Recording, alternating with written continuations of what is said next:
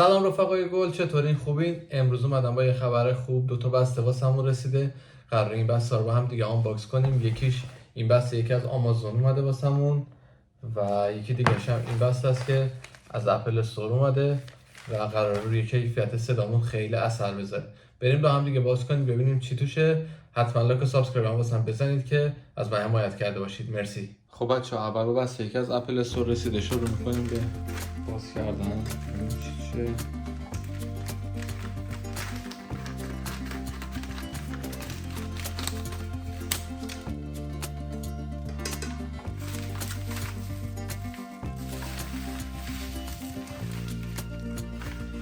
خب چیزی نیست به جز یه دانگلی که لایتنینگ رو به جک 3.5 میلیمتری تبدیل میکنه واسه آیفونه.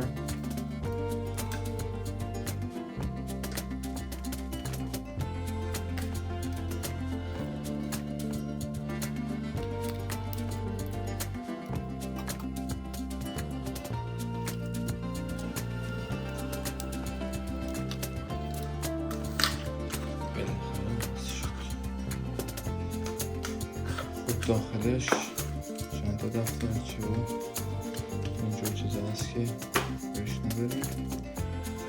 نه خود دانگل. این بچه ها قیمتش 10 یوروه که چیزی بوده 550,000 تومان خدا باشه. اینه گرفتم واسه یه آنباکسینگ بعدی که میخوام انجام بدم.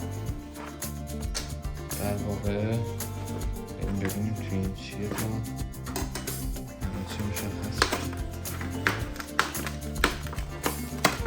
علامتی که روشه بچه نشون میده که داخلش باتری هست واسه حمل و نقل نمیزنم که اگه ضربه بخوره احتمالاً انفجار رو اینا رو ممکنه داشته باشه واسه اون. خب همونجور که میبینید بچه ها این یه میکروفون یقه‌ای هست با برنده بویا. این بچه‌ها این سرش وصل میشه به گوشی که چون گوشی من آیفونه با آیفون 14 پرو مکس دارم معمولا فیلمو ضبط میکنم، نیاز به یکی از این تبدیلا بود که این دقیقاً میخوره به این و این سرش هم میخوره به گوشی آیفون. خب بریم بازش کنیم ببینیم چجوریه.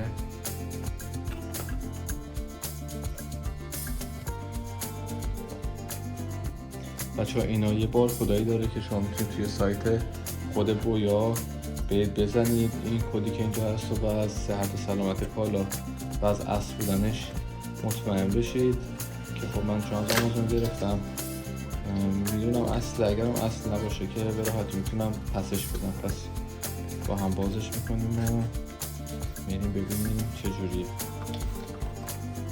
خب بچه این میکروفون سیمی بویا هست به اسم بویا BY-M1 پرو.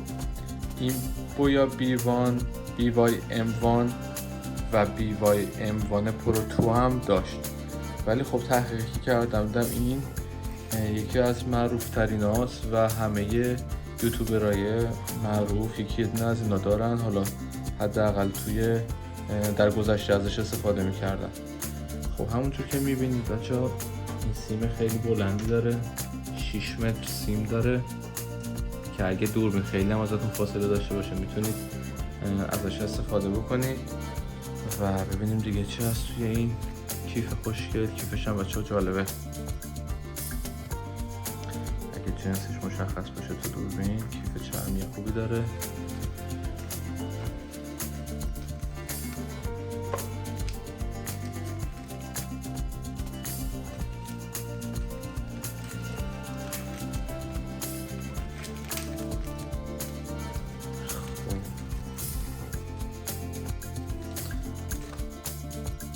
این که بچه‌ها یه تبدیلیه که معمولا واسه وصل کردن به کارت‌های صوتی و میکسر و اینجور چیزا استفاده میشه که به درد ما نمیخوره.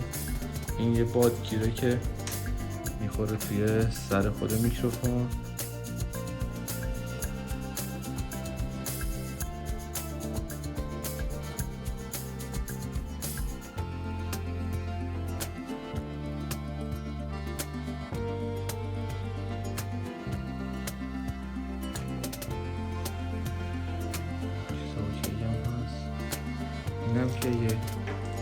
بستیه که به میکروفون میخوره که بتونید متصلش کنید به یقه لباس.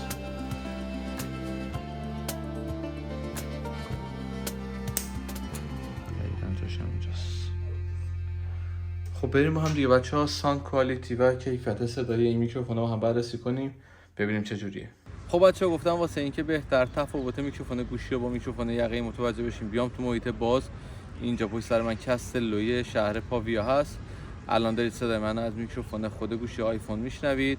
الان بعد از این میخوام میکروفون رو وصل کنم و با میکروفون یقه‌ای ببینید که چقدر فرق میکنه صدا. خب بچه‌ها الان دارید صدامو از میکروفون بویا میشنوید. امیدوارم که صدا فرق کرده باشه. اگر تفاوتی میشنوید لطفاً توی کامنت ها بهم بگید که میکروفون گوشی بهتر بود یا میکروفونی که خریدم. و چیز دیگه ای که می‌خواستم بهتون بگم، این میکروفون یه حالت کپسولی داره بچه‌ها. ببینید این کپسولی که می‌بینید وسط میکروفون قرار داره که روش چند تا مشخصه نوشته شده. اینجا یه گزینه اسمارت فون و یه گزینه کامرا هست که چون من از گوشی دارم استفاده میکنم میذارمش روی گزینه اسمارت فون و گزینه دیگه ای که هست اینجا این 0 و منفی 10 دسیبل هست که شما اگه توی محیط باز جایی که خیلی شلوغ باشه واسه اینکه صدا خراب نشه اینا میتونید بزنید پایین و 10 دسیبل کمتر صدا رو ضبط میکنه واسهتون. در ضمن این در به صورت پیچی باز میشه و یه باتری ساعت توش هست که این باتری بعد از اینکه تموم بشه حتما باید عوضش کنید که کیفیت مطلوب از میکروفونتون دریافت کنید. مسئله دیگه بچه‌ها یه تبدیلی که اول ویدیو بهتون نشون دادم که مال گوشی‌های آیفون هست. اگر از گوشی آیفون میخواد واسه این میکروفون استفاده کنید باید حتما اون تبدیل اورجینال بخرید. اگر اون تبدیل سفید رنگی که بهتون نشون دادم اورجینال نباشه شما میکروفونتون عملاً کار نمیکنه. مرسی که تا آخر ویدیو رو دیدید. امیدوارم خوشتون اومده باشه. هر سوال داشتید راجع به میکروفون توی کامنت ها ازم بپرسید. تا ویدیوی بعدی چاو.